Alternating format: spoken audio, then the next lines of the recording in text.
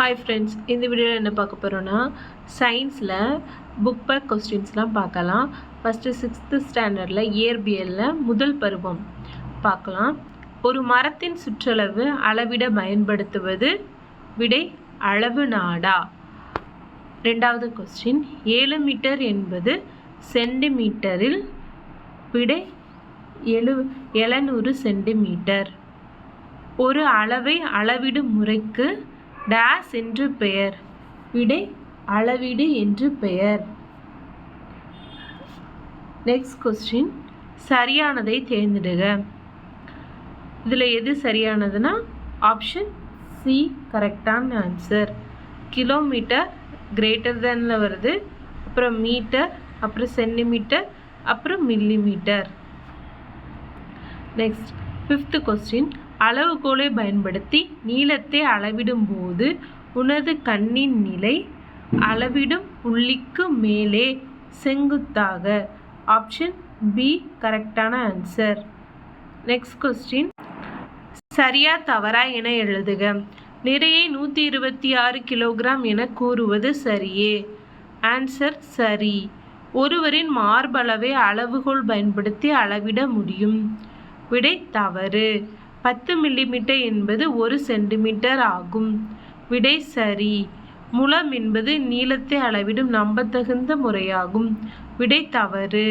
S A அலகுமுறை என்பது உலகம் முழுவதும் ஏற்றுக்கொள்ளப்பட்ட ஒரு அலகு முறையாகும். விடை சரி. நெக்ஸ்ட், கோடிட்ட இடத்தை நிரப்புக. எஸ்ஏ அலகுமுறையில் நீளத்தின் அலகு விடை மீட்டர். நெக்ஸ்ட் கொஸ்டின், 500 கிராம் சீக்வல்ட்டு நம்ம 500 கிராமை அரை கிலோன்னு சொல்லலாம். டெல்லிக்கும் சென்னைக்கும் இடையே உள்ள தொலைவு கிலோமீட்டர் என்ற அலகால் அளக்கப்படுகிறது. நெக்ஸ்ட் கொஸ்டின், 1 மீட்டர் சீக்வல்ட்டு 100 சென்டிமீட்டர் என அளவிடப்படுகிறது. 5 கிலோமீட்டர் சீக்வல்ட்டு 5000 மீட்டர். நெக்ஸ்ட், ஒப்புமை தருக. சர்க்கரை, பொது தராசு, எலுமிச்சை சாறு, அளவுச்சாடிங்கிறத கரெக்டான ஆன்சர். மனிதனின் உயரம் சென்டிமீட்டர். கூர்மையான பென்சிலின் முனையின் நீளம் மில்லிமீட்டர். பால், பருமன், காய்கறிகள், நிறை. நெக்ஸ்ட் கொஸ்டின், பொறுத்துக. முன்கையின் நீளம். ஆன்சர் முழம். நீளத்தின் எஸ்ஐ அலகு. Answer metre. நானோ. ஆன்சர் 10⁻⁻⁹. காலத்தின் எஸ்ஐ அலகு. விடை வினாடி. கிலோ 10⁻³ சொல்லலாம். ஆன்சர் ஏ.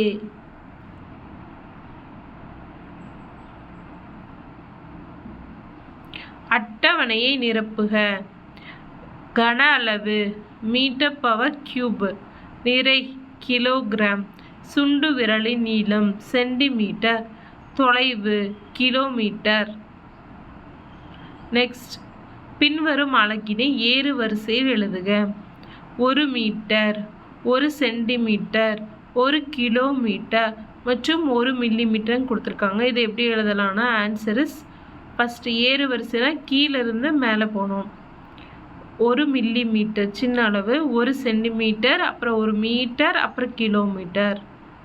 நெக்ஸ்ட்டு, 6ஆம் வகுப்பு இயற்பியலில் முதல் பருவம் அலகு 2 விசையும் இயக்கமும் அந்த லெசன் பார்க்கலாம். சரியான விடையை தேர்ந்தெடுக.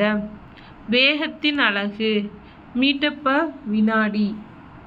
கீழ்கண்டவற்றில் எது அலைவுறு இயக்கம் ஆகும்? அதிர்வுறு கம்பியின் முன்பின் இயக்கம். இதுதான் அலைவுறு இயக்கம். பூமி தன் அச்சை பற்றி சுழலுதல் அலைவுறு இயக்கம் கிடையாது. நிலவு பூமியை சுற்றி வருதலும் அலைவுறு இயக்கம். அது ஒரு இப்படி சுற்றிட்டே தான் இருக்கு. அலைவுறுனா ஒரு ஊஞ்சல் எப்படி முன்ன பின்ன அப்படின்னு ஆடும்ல, அதுதான் அலைவுறு இயக்கம். இப்போ ஒரு கம்பி அதிர்ச்சுன்னா அது இப்படி முன்ன பின்ன ஆடுறதுனால அதிர்வுறும் கம்பியின் முன்பின் இயக்கம் தான் அலைவுறு இயக்கம். நெக்ஸ்ட் கொஸ்டின், கீழ்கண்டவற்றுள் சரியான தொடர்பினை தேர்ந்தெடுக. வேகம் தொலைவு காலம். கீதா தன் தந்தையின் வண்டியினை எடுத்துக்கொண்டு அவளுடைய வீட்டிலிருந்து 40 கிலோமீட்டர் தொலைவில் உள்ள மாமா வீட்டுக்கு செல்கிறாள். அங்கு செல்வதற்கு 40 நிமிடங்கள் எடுத்துக்கொண்டாள். கூற்று 1. கீதாவின் வேகம் 1 கிலோமீட்டர் பெர் நிமிடம். கூற்று 2. கீதாவின் வேகம் 1 கிலோமீட்டர் பெர் மணி. ஆப்ஷன் கொடுத்துருக்காங்க. கூற்று 1 மட்டும் சரி, கூற்று 2 மட்டும் சரி, கூற்று 2மே சரி, 2 கூற்றுகளும் தவறு. கூற்று 2 மட்டுமே சரி. Answer B. சரியா தவறா என கூறுக. மையப்புள்ளியை பொறுத்து முன்பின் இயங்கும் இயக்கம் அலைவு இயக்கம் ஆகும். விடை சரி. அதிர்வுறு இயக்கமும் சுழற்சி இயக்கமும் கால ஒழுங்கு இயக்கமாகும். விடை தவறு. மாறுபட்ட வேகத்துடன் இயங்கும் வாகனத்தின் இயக்கம் ஒரு சீரான இயக்கமாகும். விடை தவறு. வருங்காலத்தில் மனிதர்கள் பதிலியாக ரோபோட்டுகள் செயல்படும். விடை சரி. கோடிட்ட இடங்களை நிரப்புக. சாலையில் நேராக செல்லும் வண்டியின் இயக்கம் நேர்கோட்டு இயக்கம். புவியீர்ப்பு விசையை தோடா விசையாகும். மண்பாண்டம் செய்பவரின் சக்கரத்தின் இயக்கம். விடை சுழற்சி இயக்கம். நெக்ஸ்ட், ஒரு பொருள் சமகால இடைவெளியில் சம தொலைவை கடக்குமானால் அப்பொருளின் இயக்கம் சீரான இயக்கம். நெக்ஸ்ட் கொஸ்டின் பொறுத்துக. சர்க்கஸ் விடுதல். ஆன்சர் நேர்கோட்டு இயக்கம். பம்பரம் சுற்றுதல் சுழற்சி இயக்கம். ஊஞ்சல் ஆடுதல் அலைவு இயக்கம். கல்லை கயிற்றால் கட்டி சுற்றுதல். விடை வட்ட இயக்கம். சாலையில் செல்லும் கார். விடை நேர்கோட்டு இயக்கமும் சுழற்சி இயக்கமும். நேராக போகும், இப்படி சுற்றியும் போகும். அதனால் ஆப்ஷன் 5 ஆன்சர் சி. சி தான் இதுக்கு கரெக்டான ஆன்சர். நெக்ஸ்ட், தொடர்பின் அடிப்படையில் நிரப்புக. பந்தை உதைத்தல் தொடுவிசை. இலை கீழே விழுதல் தொடாவிசை. பந்தை உதைக்கிறது தொடுறதுனால உதைக்கிறது தொடுவிசை. இலை யாருமே தொடுறதில்லை, அதுவாக விழுறதுனால தொடாவிசை. தொலைவு மீட்டர். வேகம்னா மீட்டர் பெர் வினாடி, இது அழகாக குறிச்சிருக்காங்க. சுழற்சி இயக்கம்னா பம்பரம் சுற்றுது. அலைவு இயக்கம்னா மிதிவண்டியும் ஊஞ்சல். ஒரு வார்த்தையில் விடை எழுதுக. தொடுதல் நிகழ்வின்றி ஒரு பொருளின் மீது செயல்படும் விசையின் பெயர் தொடாவிசை. காலத்தை பொறுத்து பொருளின் நிலை மாறுபடுவது. விடை இயக்கம். குறிப்பிட்ட கால இடைவெளியில் திரும்ப திரும்ப நிகழும் இயக்கம் கால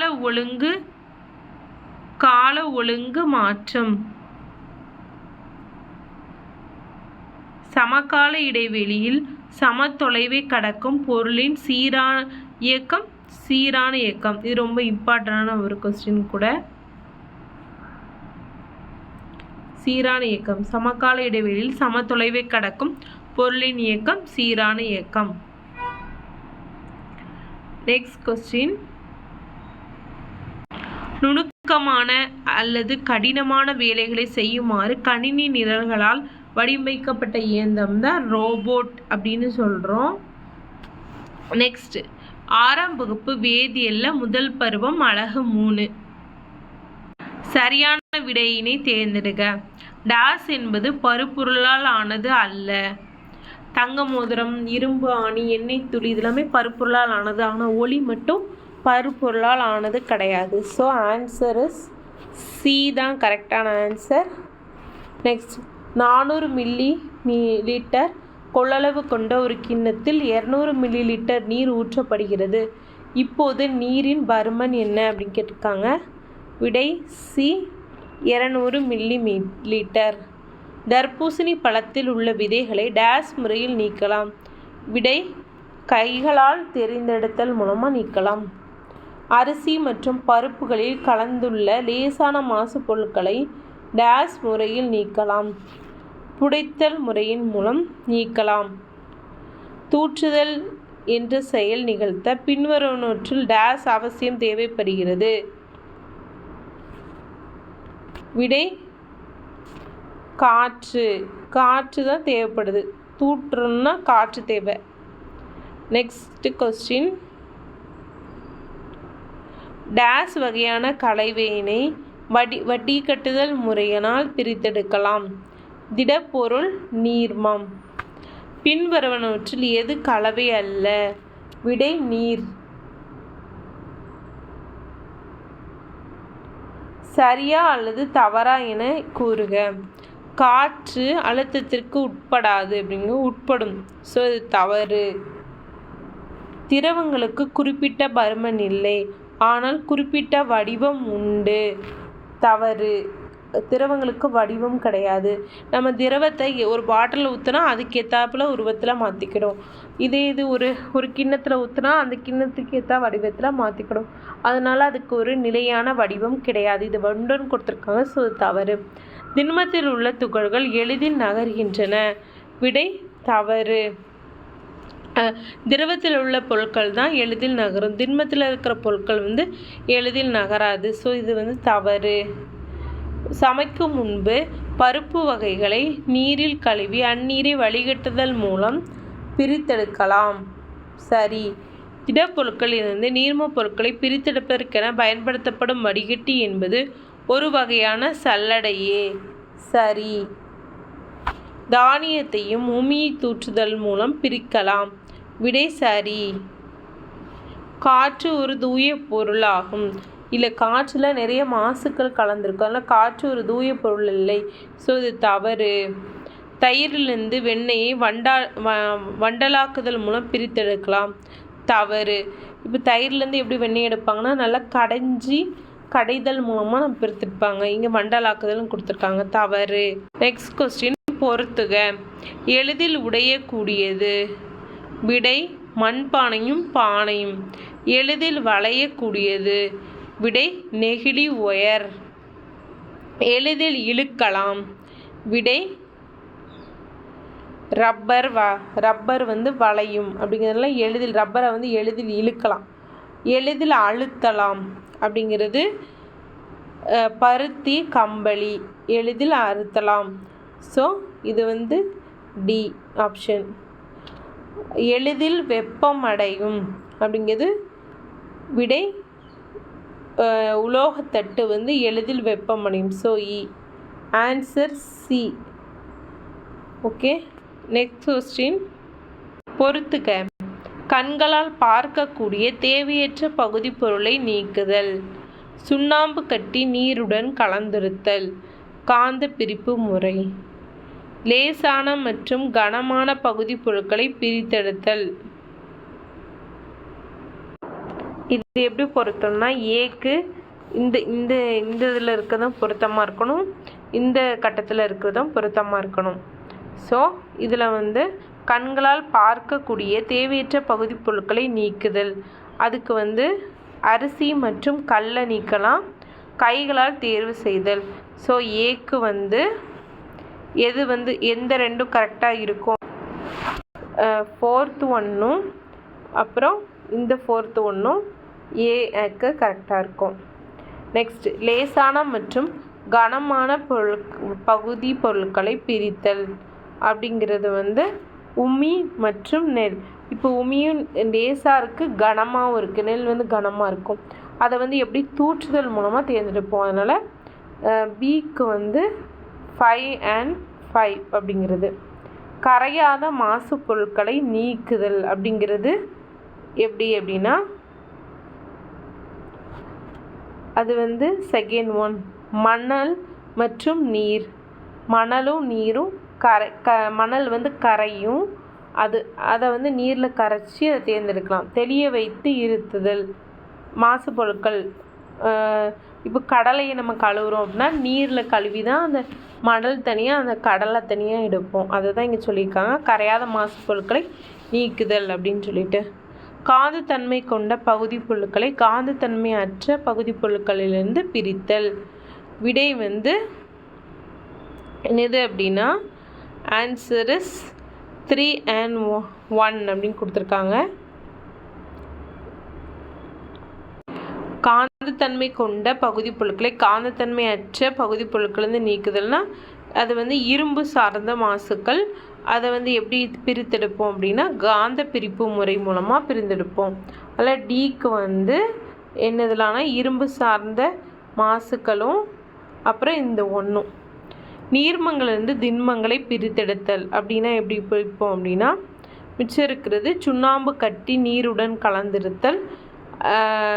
அதை வந்து நீர்மங்கள்லேருந்து திண்மங்களை பிரித்து எடுக்கிறது. இது எப்படி எடுக்கிறோம் அப்படின்னா வடிகட்டுதல் மூலமாக நம்ம வந்து வடிகட்டி இப்போ ஒரு சுண்ணாம்பு வந்து நம்ம நீரில் கலக்கிட்டோம் அப்படின்னா அப்படி அந்த சுண்ணாம்பு வந்து நல்லா நம்ம வடிகட்டினோம்னா அது சுண்ணாம்பு மேலே தங்கிடும், கீழே தண்ணி வந்துடும். அதான் நீர்மங்கள்லேருந்து அந்த சுண்ணாம்பு கட்டிகளை நம்ம வந்து பிரித்தெடுக்கிறது அதை தான் சொல்லியிருக்காங்க.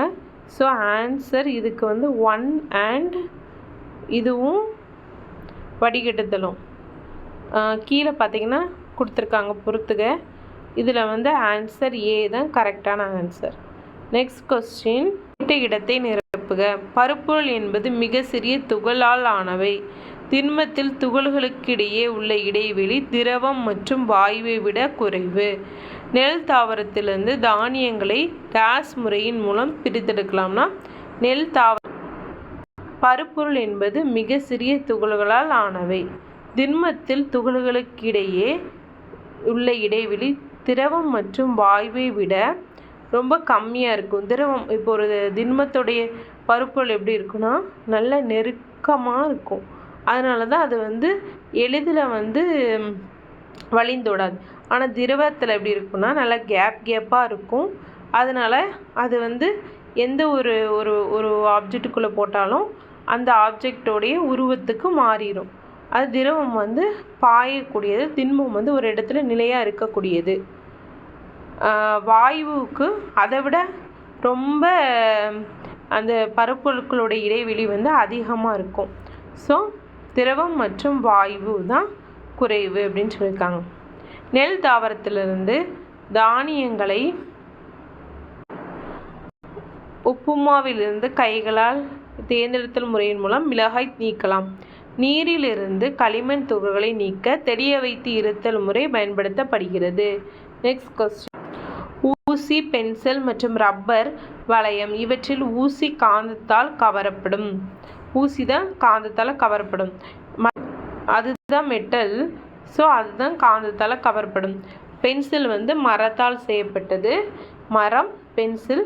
ரப்பர் வந்து ரப்பர் பொருட்களால் செய்யப்பட்டது, அதனால் அது காந்தத்தால் கவரப்படாது. குழாய் கிணறுகளிலிருந்து பெறப்படும் நீர் பொதுவாக தூய நீராக அமையும். நெக்ஸ்ட் கொஸ்டின், 6ஆம் வகுப்பு உயிரியல் முதல் பருவம் அலகு 4 தாவரங்கள் வாழும் உலகம். குளம் டேஸ் வாழிடத்திற்கு உதாரணம். விடை நன்னீர். குளத்தில் வந்து நல்ல நீர் இருக்குது, அதனால் நன்னீர் வாழிடம். இலைத்துளையின் முக்கிய வேலை. விடை நீராவி போக்கு. நீரை உறிஞ்சும் பகுதி. விடை வேர். நீர்வாழ் தாவரங்கள் வாழிடம். விடை நீர். மேக்ஸிமம் டிஎன்பிசி இப்போ எக்ஸாம்ஸை பொறுத்த வரைக்கும் புக் பேக் ரொம்ப இம்பார்ட்டண்ட்டாக கவர் பண்ணிடுங்க. சரியா தவறா என எழுதுக.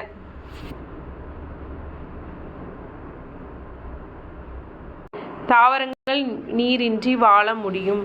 விடை தவறு. தாவரங்கள் அனைத்திலும் பச்சையம் காணப்படும். விடை சரி. தாவரங்கள் 3 பாகங்கள், வேர், தண்டு, இலைகள். விடை தவறு.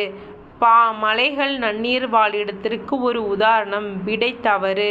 வேர் முட்களாக மாறுரு அறைந்துள்ளன. விடை தவறு. இலைகள் தான் முட்களாக மாற்றுரு அறைஞ்சிருக்கும். பசுந்தாவரங்களுக்கு சூரிய ஒளி தேவை. விடை தவறு. விடை சரி. சூரிய ஒளி வந்து பசுந்தாவரங்களுக்கு கண்டிப்பாக தேவை. சூரிய ஒளி வச்சு தான் தாவரங்கள் வந்து ஒளிச்சேர்க்கை நடத்தி நம்மளுக்கு வந்து காய்களும் கனிகளும் பூக்களும் தரும். கோடிட்ட இடத்தை நிரப்புக. புவி நீரின் அளவு. விடை 70%. புவியில் மிகவும் வறண்ட பகுதி பாலைவனம். ஊன்றுதல் உறிஞ்சுதல் இரண்டும் வேரின் வேலை. ஒளிச்சேர்க்கை நடைபெறும் முதன்மை பகுதி. விடை இலைகள். ஆணிவேர் தொகுப்பு இருவித்தலை தாவரத்தில் காணப்படுகிறது. மலைகள். விடை இமயமலை. பாலைவனம். விடை வறண்ட இடங்கள். தண்டு. விடை கிளைகள். ஒளிச்சேர்க்கை. விடை இலைகள். சல்லிவேர் தொகுப்பு. விடை ஒரு வித்தலை தாவரம். ஆன்சர் ஏ ஆப்ஷன் தான் கரெக்டான ஆன்சர் கூட. ஏ ஆப்ஷன் தான் கரெக்டான answer. A option is correct.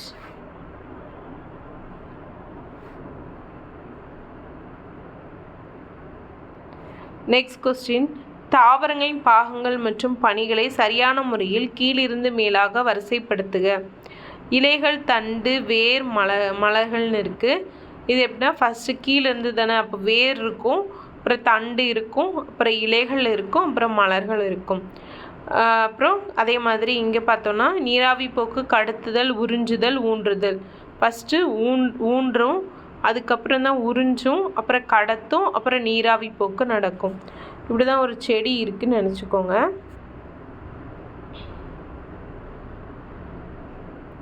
இந்த செடியில் இது ஃபஸ்ட்டு வேர் இருக்கும், தண்டு, அப்புறம் ஒரு இலை, அப்புறம் அந்த இலை அதுலேருந்து அதுக்கப்புறம் ஒரு மலர் வரும்.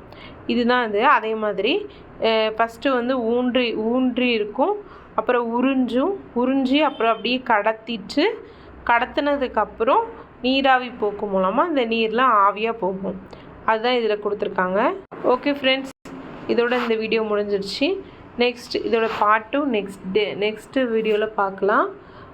இதே மாதிரி யூஸ்ஃபுல்லான நிறைய வீடியோஸ், வேறு ஏதாவது வீடியோஸ் தேவைப்பட்டாலும் ப்ளீஸ் கமெண்ட் பண்ணுங்கள், சப்ஸ்கிரைப் பண்ணுங்கள் அண்ட் லைக் பண்ணுங்கள். Thank you all.